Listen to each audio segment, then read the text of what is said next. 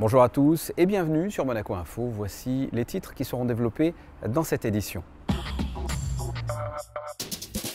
Nous vous parlerons de la nouvelle exposition du musée océanographique, exposition de l'artiste anglais Mark Quinn. Nous verrons des extraits d'un spectacle de la troupe des Farfadets. Unisson, c'est le titre de la pièce dont le thème principal est l'amour.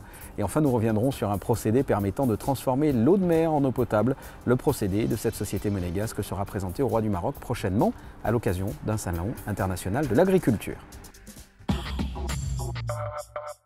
On débute ce journal, comme je vous l'ai dit, par une nouvelle exposition au musée océanographique, une exposition majeure de l'artiste anglais Mark Quinn. À cette occasion, de nombreuses œuvres, peintures, sculptures et installations seront dévoilées du 12 mai au 15 octobre. On écoute à ce propos le directeur du patrimoine de l'Institut océanographique.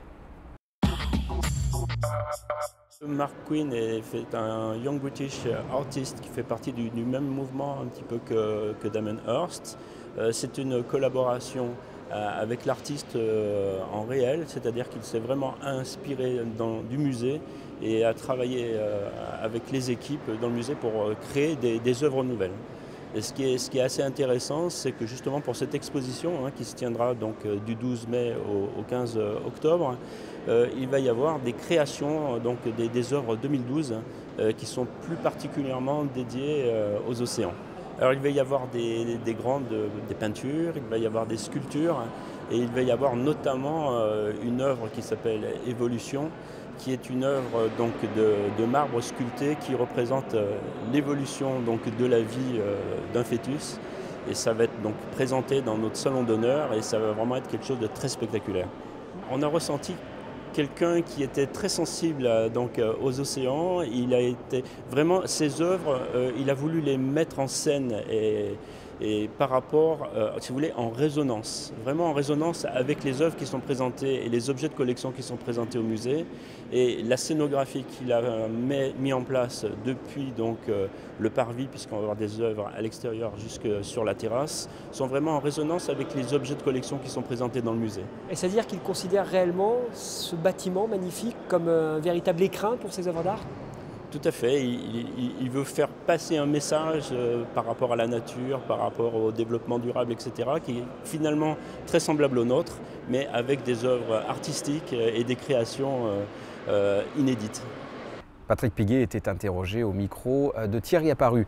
On reste dans le monde culturel avec Unisson, c'est le titre de la pièce que présentera vendredi et samedi la troupe des Farfadets au Théâtre des Variétés. Tous les textes ont été écrits par les membres des Farfadets autour du thème le plus universel qui soit, l'amour. Écoutez le metteur en scène de cette pièce, Sophie Cossu.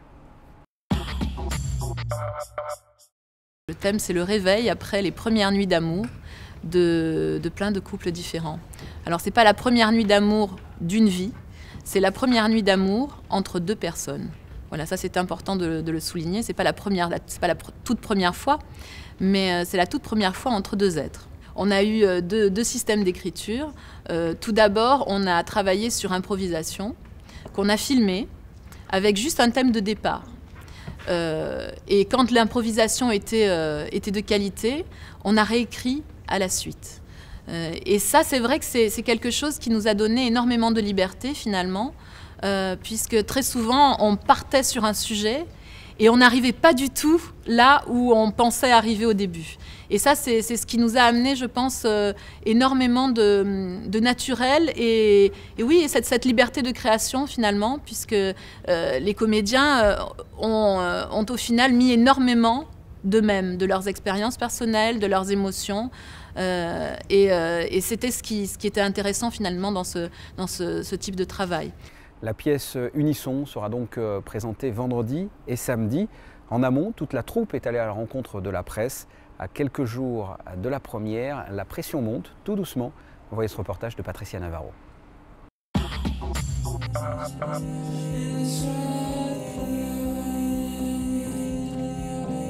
La mise en scène est sobre mais permet d'entrer rapidement dans le vif du sujet. Des couples vivent sous nos yeux leur premier réveil après leur première nuit d'amour, avec tout le sérieux, l'humour ou la magie que peut entraîner une telle situation.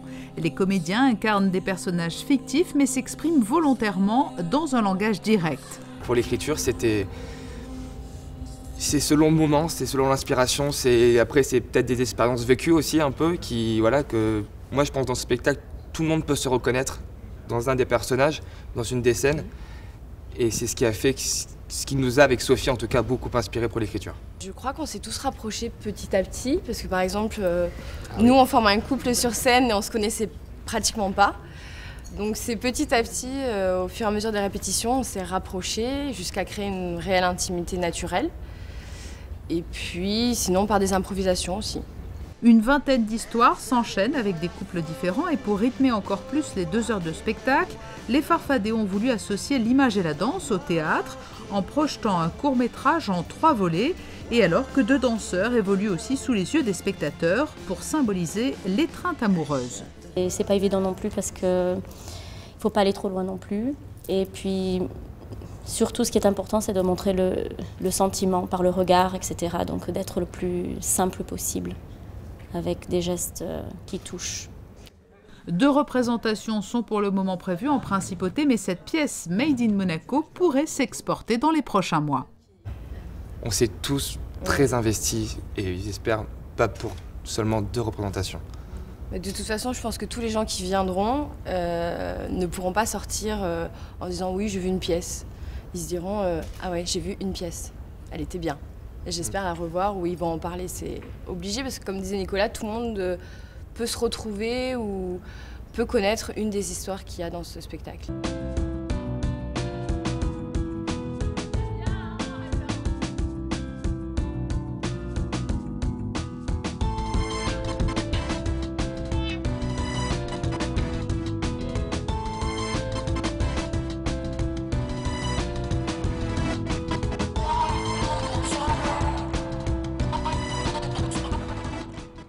Le reste de l'actualité, en bref, voici le planning des collectes de dons du sang.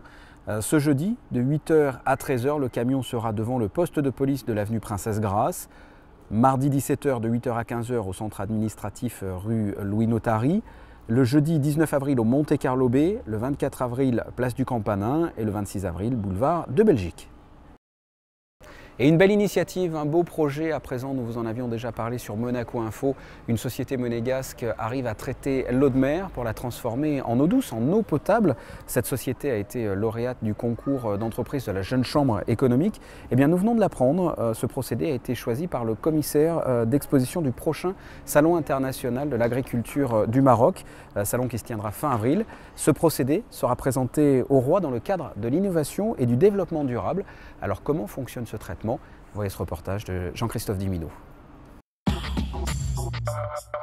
Onergy, c'est avant tout un bureau d'études dirigé par cet homme, Mehdi Hadj Abed. Sa spécialité, le pompage de sources d'eau impropres à la consommation à l'aide d'énergie renouvelable. Vous avez peut-être déjà aperçu ces panneaux solaires dans le port Hercule. Ils sont connectés directement à une station laboratoire installée un peu plus bas sur la contre-jetée. En principauté, Onergy fournit de l'eau potable aux ouvriers du chantier tout proche, le chantier du Yacht Club, et alimente l'arrosage des jardinières du quai. Petite particularité, l'eau est directement pompée dans le port. Cette eau de mer, elle est pompée et envoyée dans une cuve pour permettre une pré-filtration, une petite décantation. De là, on part directement vers notre dessalle. Et notre dessalle nous permet de traiter automatiquement, donc vous avez vu 10 secondes après, cette eau et de la rendre nettoyée, saine, claire, déchargée de toutes particules, bactéries et surtout du sel. Suivant les modèles, une pompe comme celle-là peut traiter des milliers de litres d'eau par jour. Lancée il y a 4 ans, lauréat du concours d'entreprise de la JCE, Onergy intervient dans les pays en voie de développement. Les énergies renouvelables et l'eau potable, 2 domaines d'intervention qui, a priori, ne manquent pas de potentiel. Nous, notre expertise, elle a évolué, notre expérience a évolué, la technologie reste la même, sensiblement. Le marché a évolué, parce qu'il y a de plus en plus de besoins. Maintenant, 4 ans après, ce qu'il faut, c'est développer la partie commerciale pour pouvoir être sûr de répondre à tous les besoins. Et pour gagner de nouveaux marchés, l'ingénieur a conçu un modèle de pompe qui tient dans une valise, une version portable capable de retraiter 30 litres d'eau par heure. Et on va terminer ce journal en vous parlant de sport, à commencer par du foot. Les joueurs de la SMFC se déplacent ce vendredi à Metz. Monaco, je vous le rappelle, est 11e au classement. L'équipe est enfin rentrée dans une spirale positive et est invaincue depuis 8 matchs avec 6 victoires et 2 nuls. 32e journée, donc vendredi à 20h. Et puis sans oublier le Master de tennis qui va débuter ce samedi avec les qualifications. Comme à chaque édition, les meilleurs joueurs mondiaux seront présents. Et nous aussi, vous pourrez suivre sur Monaco Info les résultats du jour à chaque édition. Le Monte Carlo Rolex Master du 14 au 22 avril. Quel temps fera-t-il justement ce week-end? Voici la météo. A commencer d'abord par jeudi, un temps maussade en grande partie nuageux, surtout dans l'après-midi. Les températures de 11 à 15 degrés. Vendredi, des nuages avec même un risque d'averse de 12 à 15 degrés. Samedi, premier jour du Master de tennis, toujours des nuages et par moments un peu de soleil de 12 à 16 degrés. Et enfin dimanche, un temps médiocre et des nuages d'averse. Les températures sont à peu près les mêmes, de 12 à 15 degrés.